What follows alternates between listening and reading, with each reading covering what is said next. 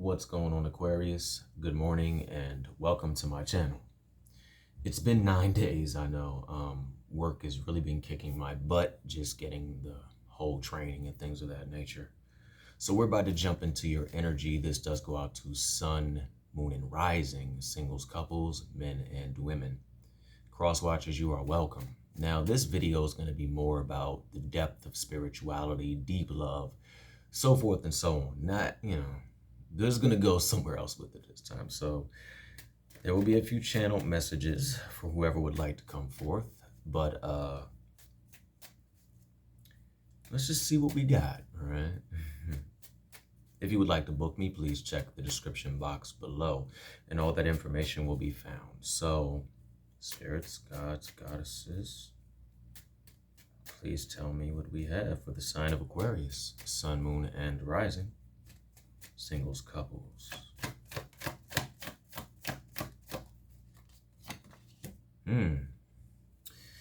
Yeah, okay, as we move into 2022, and I'm going to show you the card in a second, we're moving into a whole new energy. Even though we're going to be carrying a lot from 2020 and 2021 into 2022, I always like to speak of the macro and the microcosm. And within the microcosm, which is us, even though we might work through things way back when we were like 19, we still kind of have a little bit when we're like in our 30s. I just revealed my age. So we're opening up the energy with the Ace of Wands.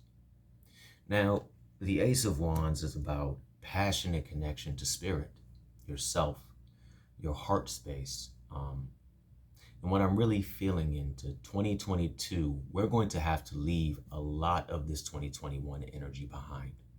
Even though it will be going into 2022 with us, we have to kind of say, you know what, even though you're lingering, I have to go into 2022 with new thoughts, new vibes, new love in my heart, so forth and so on. And the universe, excuse me, and the universe is really trying to bring these things forth for you, for your path.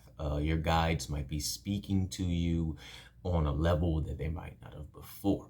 And I heard to stay the course and to have a greater respect for spirituality, spirit, and yourself as you move into 2021. A few totems that you might want to look into is, for example, the Butterfly Totem. Because this butterfly will in reality carry you through the wands, through the ace, through the 1, 2, 3, 4, 5, 6, 7, 8, 9, so forth and so on. It will get you to your destination. But if you really sit back and look at the butterfly for a second, everyone loves the butterfly. They're cool little beings, right? Well, have you really taken time to see what goes on when they're within that cocoon? Think of the cocoon and the transition and the shifting and the changing and all the funky crap that we go through as a form of just transfiguration. It's going to suck. The changes, the shifts, the growth, the backslides, the downtime, the uptime is going to suck. It's not always going to be good. I mean, it kind of just turned into a big pile of glob. And then they emerge something beautiful. And as beautiful as they may be, it can still be destroyed. All you have to do is touch their wings and they will lose their ability to fly. They will wither and they will fall. What you have to understand through that lesson or that, wisdom or that guidance or whatever word you choose to use of what I just said is that you still can be touched. Someone can come in and just completely knock you off your axis. And there are great things within being sensitive to spiritual energies and to people. But we all know how someone or something can come into your life and just completely just set you back. Sometimes it's our fault. Sometimes we allow these people back into our lives, and when they come back into our lives, all we have, we have this open arm, these open hearts, and we blow up. And then we have tendencies to look at the person like, well, it's your fault. Well, yeah, they can be kind of held accountable for it, but we opened the door. We opened our heart space. We opened our passionate nature unto them. And some people are just not mature enough to handle that. So what I'm seeing is in this card alone is that become like the butterfly. But understand, in order to become that butterfly, you have to go to the depths of your soul. You have to go to your own personal hell. Look at trees. You plant the seed, they grow all over which way, sideways, down, until they find that one sweet spot where they then evolve and sprout out. And that's when we really, really, really see growth. But what do you get from that? Foundation. Foundation has to be key in whatever it is that you do. A tree with no foundation will not last. That is why I'm so fond of the oak tree, because have you ever seen a storm knock down an oak tree? I'm not saying it's not possible, but everything else be on the ground. But the oak tree is just hanging out. The oak tree is a very powerful, powerful tree. It stands for so much. It even connects to Jupiter in some traditions. But if you look at it from a simple point of view, take craft magic.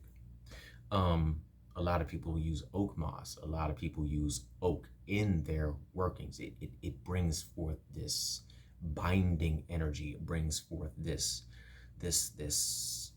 grip on and hold on as tight as it can, like the weathering of the storm, and it can really amplify the magical working that you are doing. So what I'm seeing is that be this butterfly. Don't follow it. Yeah, be the butterfly. But you have to be willing to go through these storms with passion in your heart. Because if you just go through it with this, you're not going to last long. And that's just reality.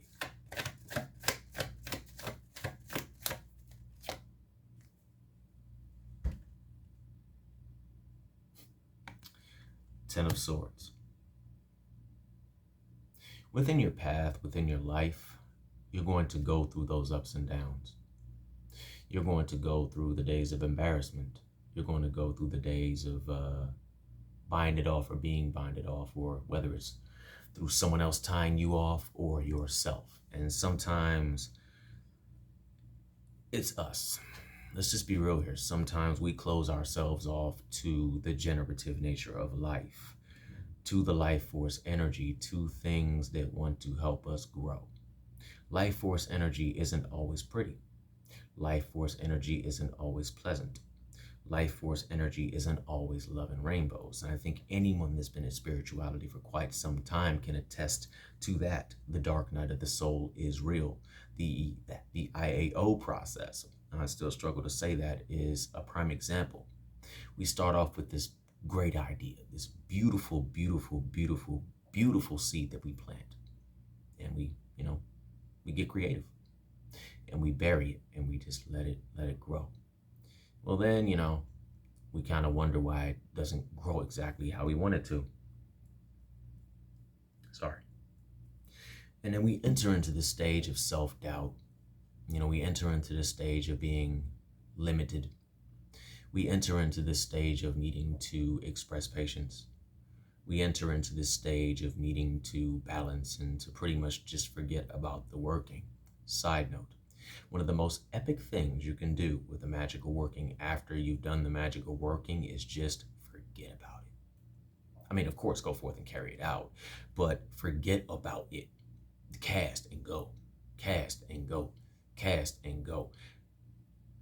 Some witches, pagans, practitioners, even those that are into folk magic that really don't connect to any, title whatsoever, they just never write the working down, or they'll do it once and completely burn the entire working, like the spell or whatever it is you want to work or call it, and then just let it go. Because we as humans have this thing, do we ever, for destroying our own work.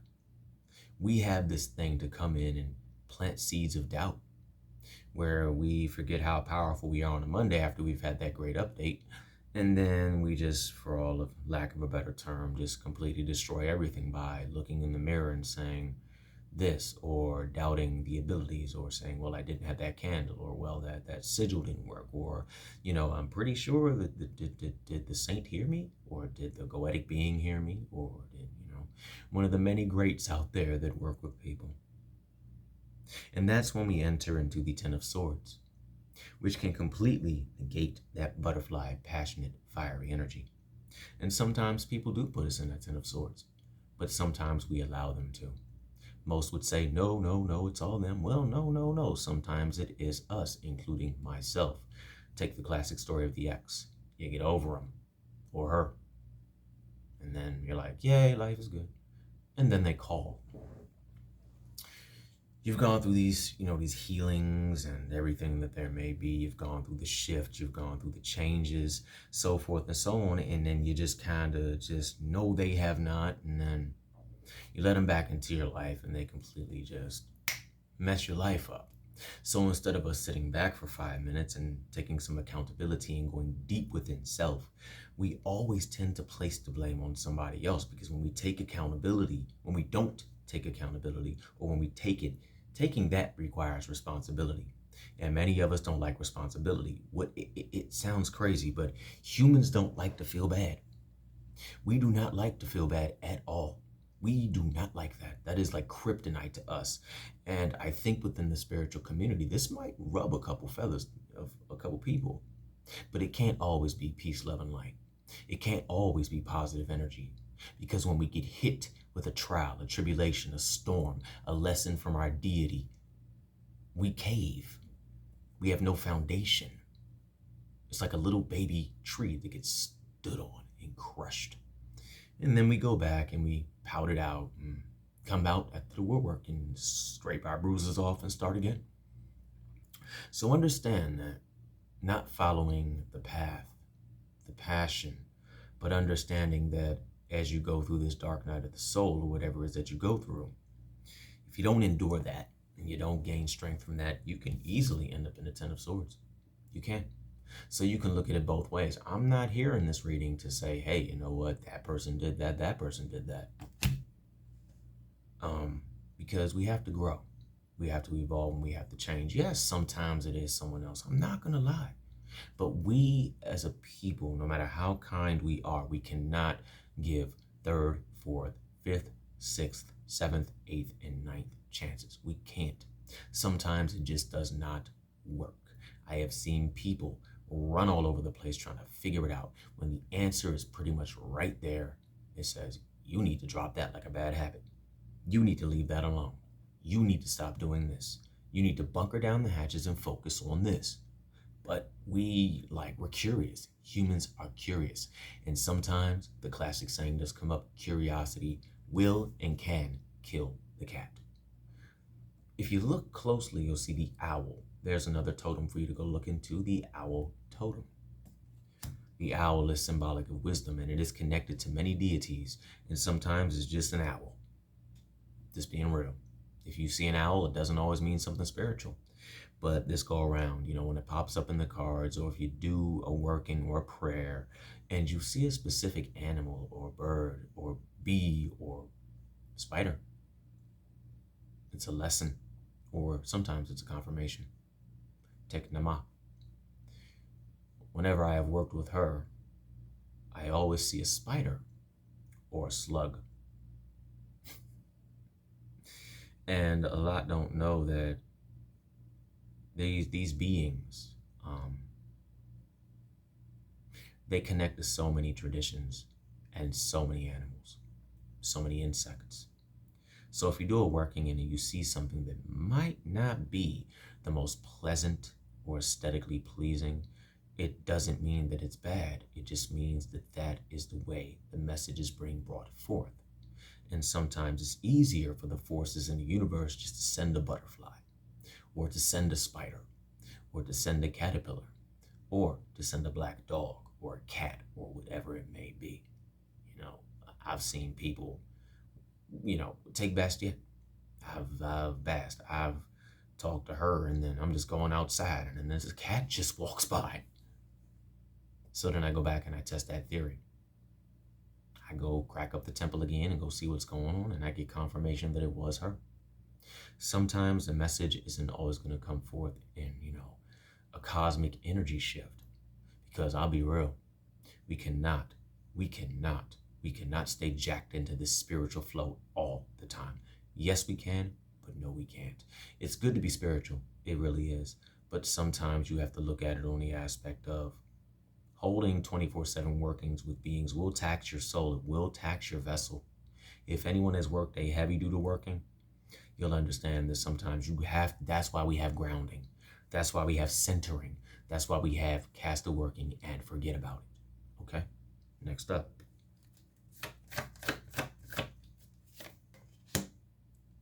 I need confirmation from that one.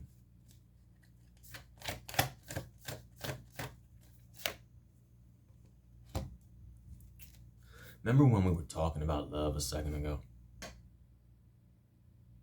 Well, the Three of Swords pops up. Yeah. The question is it always brought on by someone else? Or is it sometimes brought on by our own doing? We are, as a whole, as a collective, a sucker for punishment. It could be something as simple as overeating on Thanksgiving dinner, overeating on Christmas, or thinking we can achieve something knowing that we're not in the right place mentally, physically, emotionally, or physically.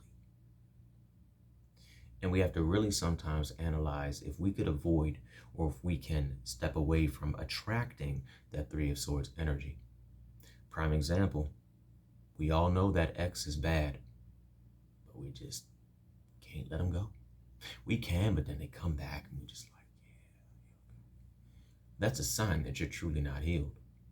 Yeah, you feel that urge to want to reconnect with that individual because no one wants to be alone. No one wants to feel down. No one wants to be just left out. I mean, people like to get chosen. You know, we are social creatures. So you really...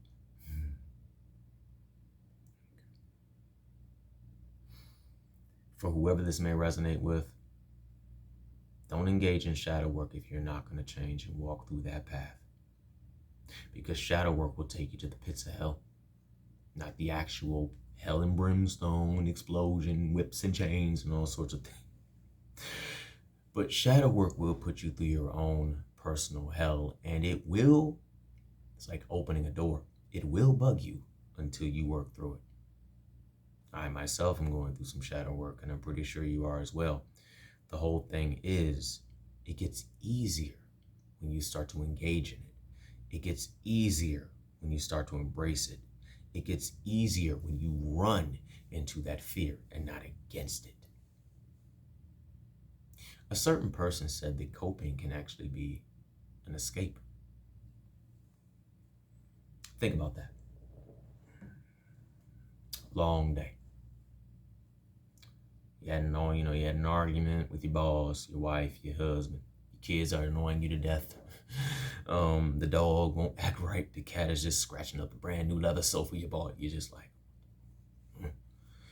And yeah, so you want to go have that glass of wine. You want to go have that beer, or, so forth and so on. Instead of, you're like, I'm just going to forget about it. So you go to sleep.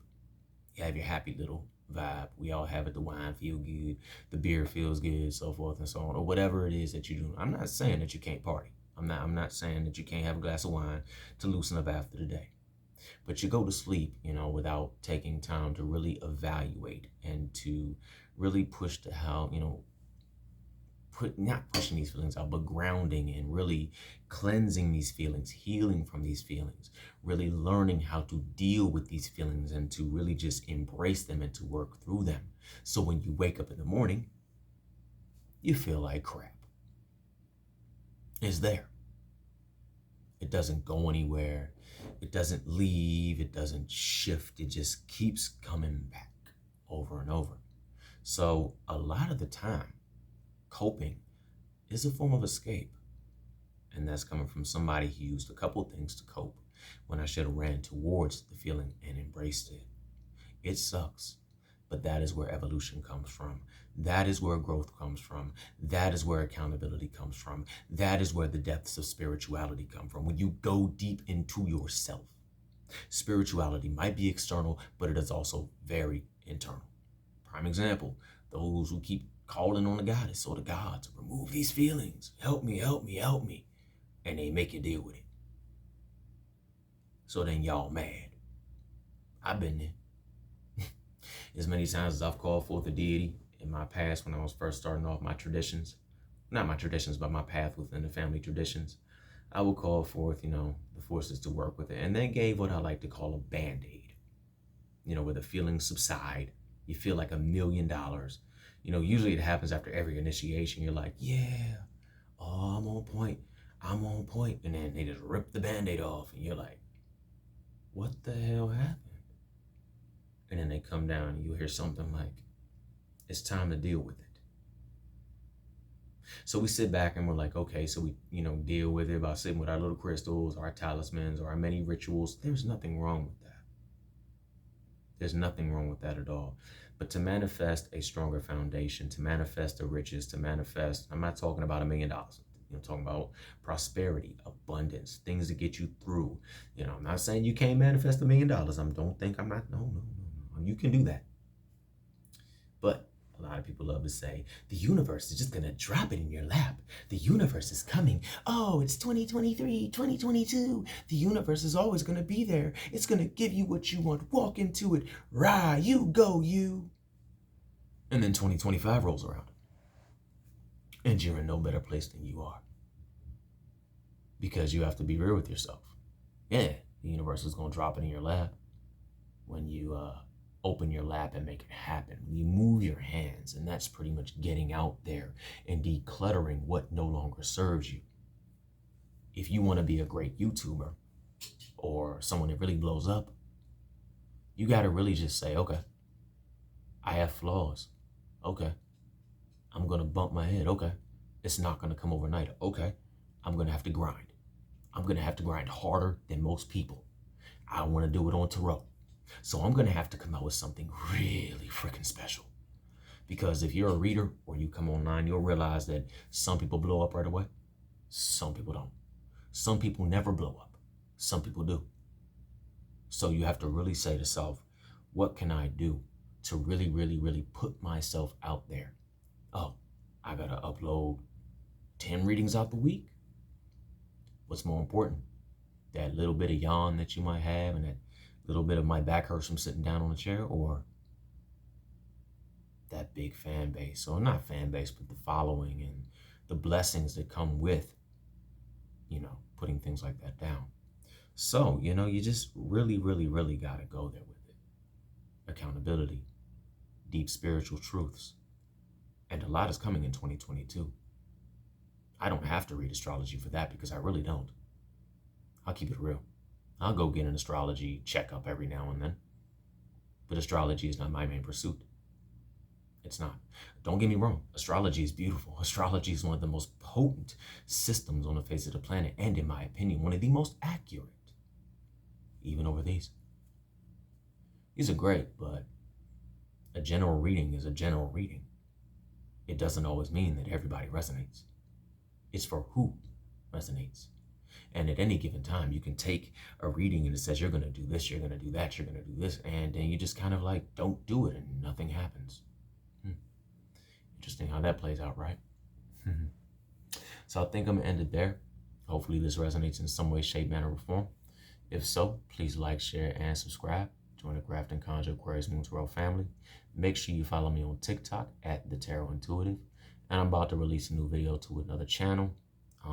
It's going to have to do with deeper conversations on spirituality. This is not going anywhere, but I think that it's time that we all dig a little deeper than just the cards. And that's just not talking about you. It's talking about me. It's talking about humans. We have to learn how to connect with each other on a better way because we as a collective are not improving. Oh, no, we're not. I know a lot are going to disagree with me on that one. In fact, I kind of expect this to be my most downvoted video of all time. But if you don't take accountability, and this is, I'm not just talking to you, I'm talking to me too. Hey, you're not going to get anywhere. So with that being said, y'all have a great morning. I got some more stuff coming. I've been working, but I'm going to try to get some more stuff up today. Make sure y'all check me out on TikTok. Peace.